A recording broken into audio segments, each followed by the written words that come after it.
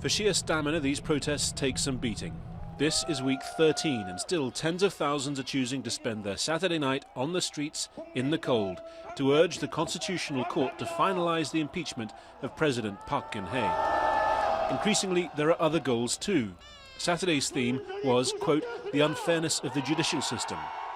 On Thursday, the de facto boss of Samsung walked free, a judge denying the special prosecutor's request to arrest him for alleged bribery and embezzlement linked to the scandal.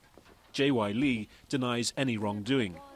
It's a decision that goes against the general public sentiment and also goes against fairness. The haves are not arrested, but the have-nots get arrested even for a minor offence. That's the reality of our society. The range of targets that the speakers have been mentioning tonight has been pretty broad. Among them, Ban Ki-moon, the former UN Secretary General, one performer encouraging the crowd simply to laugh at him. Pan returned to his homeland just days ago, doing little to hide a presumed presidential bid.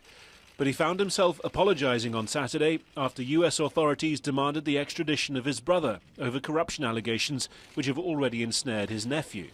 Pan said he had no knowledge of the affair, but will recognize that any taint of corruption is especially toxic right now. Anti-establishment feeling isn't total, however. Earlier on Saturday, thousands of President Park's supporters came out, accusing the so-called candlelight movement of attempting to pressure the Constitutional Court to rule against her. South Korea is a democratic republic where the rule of law is important. The candlelight has overthrown the laws.